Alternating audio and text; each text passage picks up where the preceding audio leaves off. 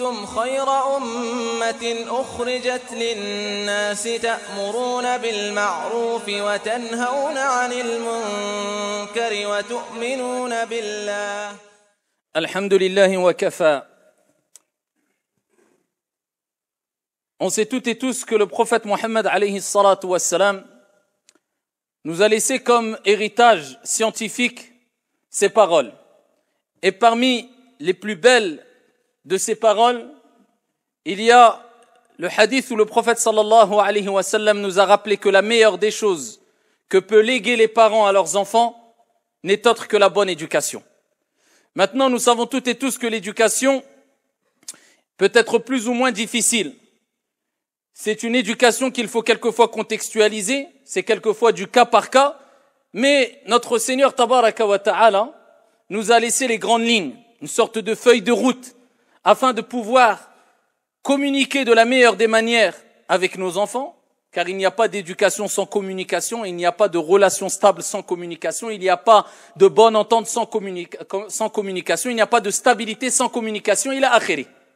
On a toutes et tous besoin de al-hiwar, husnul hiwar, donc la bonne conversation, le bon dialogue, la bonne communication. Maintenant, ayyuhal musalloun, il faut savoir qu'il y a une manière de communiquer pour pouvoir éduquer, de manière générale, et particulièrement nos enfants. Il faut qu'il y ait une communication qui soit saine, qui soit douce, qui soit indulgente, et qui permet d'ouvrir les cœurs. Et on ne pourra ouvrir les cœurs qu'avec la clé de la douceur.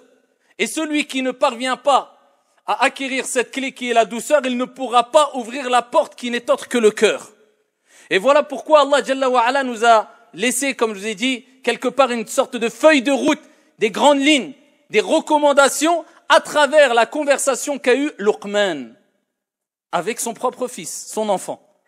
Et Luqman était un homme, chez la majorité, d'après la parole de la majorité des exégètes et des savants, était un homme pieux, vertueux, sage, et il n'était pas un prophète. Bien qu'une minorité des savants ont ici opté pour le fait que, pour l'avis qui est que Luqman était un prophète. Mais Al-Jumhur, la majorité, disent que c'était un homme sage qui a été comblé de dons venant de son Seigneur Tabaraka wa Ta'ala, et particulièrement cet énorme don qui n'est autre que Al-Hikmah. C'est pour ça qu'on l'appelle Luqman Al-Hakim. Luqman le sage. Plus que cela, Luqman était un homme qui a atteint une sagesse tellement élevée et s'est rapproché tellement de Dieu et a tellement purifié son âme que Dieu a fait son éloge dans le Coran Al-Karim en citant Luqman, mais pas que ça. Il y a une sourate tout entière dans le Saint-Coran qui est appelée, comme vous le savez, Souratul Luqman. Luqman, le prénom de cet homme sage. Et Allah Tabaraka wa Ta'ala, à travers Luqman, à travers la conversation qu'a eue Luqman avec son fils, il nous donne les grandes lignes afin de se comporter de la meilleure des manières avec les gens quand on veut éduquer, quand on veut être un guide, et particulièrement avec nos enfants. Je dis de manière générale car ces recommandations sont générales aussi. Mais particulièrement ici, cette éducation vise les enfants. Et on en a toutes et tous besoin pour ne pas faire des désastres, pour ne pas faire des catastrophes. Car on sait toutes et tous que les enfants, à partir du moment où tu es père, tu es une mère, eh bien, les enfants sont une amana, sont un dépôt. Et tu devras rendre des comptes concernant ce dépôt-là. Donc tu dois ici éduquer de la meilleure des manières, c'est-à-dire avec la plus grande des douceurs et des sagesses tes enfants. C'est ce que ça veut dire. Bien éduquer ses enfants, c'est éduquer ses enfants avec douceur et sagesse. Tu veux savoir c'est quoi la bonne éducation? La bonne éducation, c'est éduquer ses enfants avec douceur et sagesse. Celui qui n'éduque pas ses enfants avec douceur et sagesse, il ne pourra prétendre avoir bien éduqué ses enfants, ni plus ni moins. Alors, avant que Dieu rappelle comment Luqman a éduqué son fils, il rappelle qui était Luqman. On n'a rien sans rien. Si tu veux, sois. Telle est la règle générale. Tu veux des enfants pieux, sois pieux. Tu veux ici une stabilité dans ta demeure, eh bien, crée cette stabilité. Tu veux éduquer, eh bien, sois éduqué.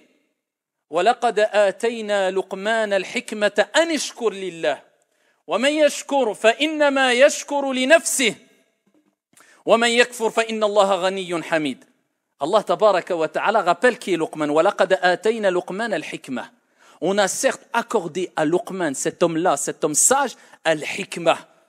Dieu dit, rappelle que nous, on lui a donné la sagesse. Imagine, Dieu te donne la sagesse. Quel bienfait, quel immense bienfait, quelle chance. C'est un des plus grands bienfaits que tu peux avoir si tu es une personne sage. Et pourquoi pas alors qu'Allah dit dans le Coran yu'ti al-hikmata man yasha wa man yu'ta al-hikmata faqad utiya khayran kathira. Il accorde la sagesse à qui il veut, pas à tout le monde. Dieu dit dans le Coran. Combien d'entre nous ont la sagesse? Al-hikma. Qu'est-ce que la sagesse? On va le voir. Qui peut prétendre être un homme sage? Celui qui est sage a tout gagné. On lui a donné la sagesse à Luqman. C'est-à-dire, c'est le comportement loin de la précipitation. Posé, stable, réfléchi, avec une bonne compréhension, une compréhension saine, avec clairvoyance. C'est ça le hikma. Loin de toute précipitation et ignorance. Allah dit, il donne la sagesse à qui il veut. Dieu donne à qui il veut. Et celui à qui il a été accordé la sagesse, il lui a certes été accordé une grâce immense, un grand bienfait. Allahumma arzuqna al-hikma. Qu'Allah nous accorde la sagesse à toutes et tous. Eh bien, Allah Jalla wa Ala rappelle que Luqman qui a éduqué son enfant, comme on va le voir, c'est pas n'importe qui. C'est un homme sage, à qui on a donné la sagesse. Et comment il a réagi? Comment il a mis en pratique cette sagesse? Eh bien, il nous montre dans l'application qu'est-ce que c'est que la sagesse dans la vie de tous les jours, quand tu t'exprimes avec les gens, quand tu éduques, c'est quoi? Ça donne quoi? Ça donne ça. Allah, il commence, après avoir fait l'éloge de Luqman, et rappelez que c'est un homme sage. وَإِذْ قَالَ لُقْمَانُ لِبْنِهِ وَهُوَ يَعِظُهُ يَا بُنَيَّ لَا تُشْرِكْ بِاللَّهِ. Al-hikma, c'est quoi? Eh bien, c'est ce que va respecter Luqman. Comme a dit Ibn al-Qayyim, rahmatullahi alayhi, c'est فِعْلُ مَا يَنْبَغِي كَمَا يَنْبَغِي وَفِي الْوَقْتِ الَّذِي يَنْبَغِي. C'est de faire ce qu'il faut. Retiens bien ça. C'est de faire ce qu'il faut. Comme il faut, au moment où il faut. Allah. Ça, c'est le hikmah. C'est-à-dire, tu sais comment parler, quand parler. Pourquoi parler? Tu sais comment réagir. Qu'est-ce qu'il faut faire? Comment le faire? À quel moment le faire? Tu sais, ici, est-ce qu'il faut se taire ou parler? Tu sais, est-ce qu'il faut monter le ton ou pas? Tu sais, donc ça, c'est la sagesse. Tu t'adaptes. Ce n'est pas, tu n'as pas une ligne générale et que tu adaptes comme ça ou non, c'est tu t'adaptes. Car même le prophète sallallahu alayhi wa sallam, Sayyidul Hukama, parmi les gens, eh bien lui alayhi salatu wa sallam, alors qu'il était dans le halal, le haram, dans al-makrouh, al-mandoub, al-mubah, soit c'est interdit, soit c'est autorisé, soit c'est recommandé, soit c'est déconseillé, il parlait aux compagnons, il les éduquait, eh bien il ne donnait pas le même jugement à tous les compagnons. Certains qui disent oui mais j'ai entendu que c'est haram, point. Le prophète quelquefois il adaptait les jugements d'après le contexte, d'après la situation de la personne, le niveau de la personne. C'est le hikmah. C'est le hikmah. Tu sais comment réagir par rapport à celui qui est en face de toi et ce n'est pas donné à tout le monde. Luqman par contre l'avait cette hikmah là, cette sagesse là.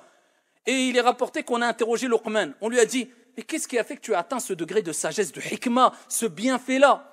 Il dit, retenez bien si vous voulez atteindre la sagesse, il dit Sidqul kalam, c'est d'avoir des paroles véridiques. C'est dire la vérité. Quand je parle avec véracité. Sidqul kalam. Wa ada'ul amana, respecter les dépôts. C'est-à-dire assumer complètement les dépôts. Et les dépôts, c'est vaste.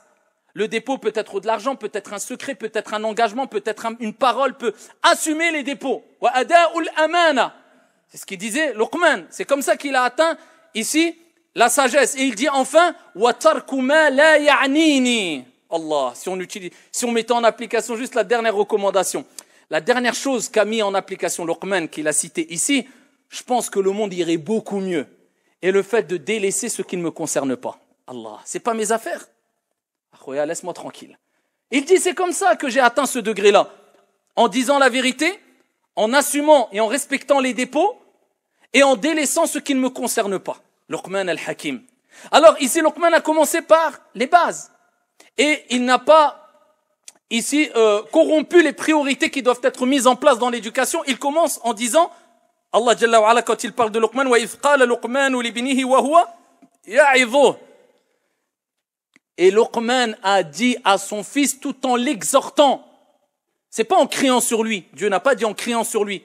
En l'insultant, en le rabaissant, en le frappant. Non. Et lui, alors qu'il l'exhorte. Regardez les termes, il l'exhorte. Donc quand tu veux éduquer, t'exhortes. T'es pas là pour forcer, frapper, insulter, crier. Non, t'exhortes. Allah, quand il parle du prophète, il dit, il ne t'est demandé que de transmettre. Wa ma alayka illa al-balagh. Toi, tu transmets. Amma al-baqi, c'est entre les mains de Dieu. Toi, il ne t'est pas demandé ici d'imposer aux gens de changer, mais c'est de transmettre. Quand tu discutes avec quelqu'un, tu transmets ton avis, il peut diverger avec toi, stop. Tu n'as pas imposé ou à insulter ou à créer.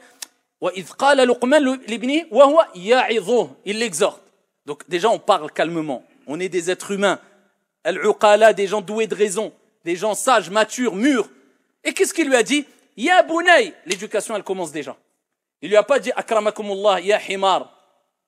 Il lui a pas insulté, il lui a dit oh salan, sale bête, t'es un moins que rien, bon à rien. Ces paroles destructrices dans l'éducation qui peuvent marquer ici l'enfant. Il y a je ne sais quoi. Ou alors, il ne l'a pas éduqué, retenez bien ça. Il ne s'est pas exprimé vis-à-vis de lui en utilisant des termes ou des trop peu, comment dirais-je, trop puéril ou enfantin ou non, regardez, ils montaient le niveau. C'était comme ça qu'étaient le prophète et les compagnons. Quand ils avaient des enfants, ils montaient le niveau avec eux. Bien sûr, on s'adapte à eux. Tu vas pas parler à un enfant de 12 ans comme si tu parlais à quelqu'un de 40 ans, mais quand même, il faut monter les niveaux, pas toujours les voir comme des petits qui peuvent rien comprendre. Non, ya bunay. Déjà, il gagne son cœur. Et il dit, oh mon enfant, il n'a pas dit, oh mon fils. Bunay, c'est une sorte de diminutif qui montre la proximité qu'il y a entre le père et l'enfant. C'est plus fort, plus intense. Et ici, c'est un terme accompagné d'amour, d'affection. Oh mon petit enfant, pour montrer la proximité. Ya bunay, il n'a pas dit yabni. Ya bunay, la tushrik billah. Inna shirka la zulmun azim. Il commence par quoi? At-tawhid, l'unicité. Lui rappeler que voilà, c'est quoi notre pratique? C'est quoi notre religion? C'est d'adorer un Dieu unique. Et il n'a pas dit adore Dieu. Simplement, non. Parce que c'est connu à travers tous les siècles. Beaucoup ont adoré Dieu, mais ont donné des associés à Dieu. Donc la preuve qu'il n'est pas suffisant de dire adore Dieu. Mais il faut dire ne donne aucun associé à Dieu.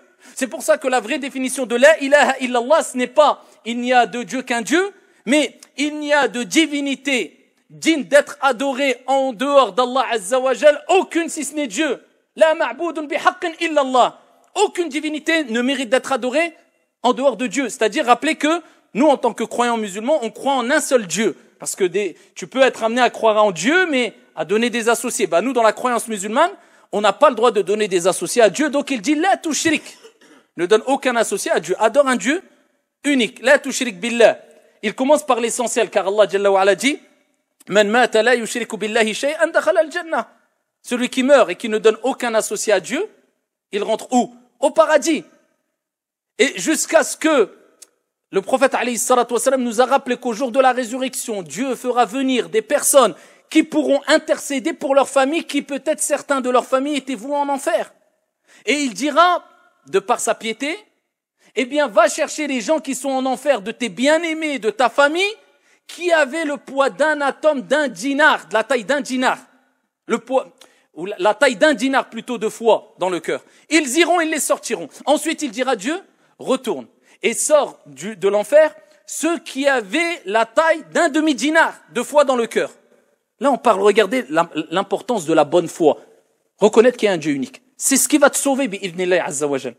Même si tu as commis je ne sais combien de péchés. Le principal dans la vie du musulman, c'est d'adorer un Dieu unique. C'est la base. Ce n'est pas que ça, bien sûr, mais c'est le principal. Ensuite, Dieu dira, va chercher ceux qui ont le poids d'un atome de foi dans le cœur. Intercède pour eux pour qu'ils rentrent au paradis.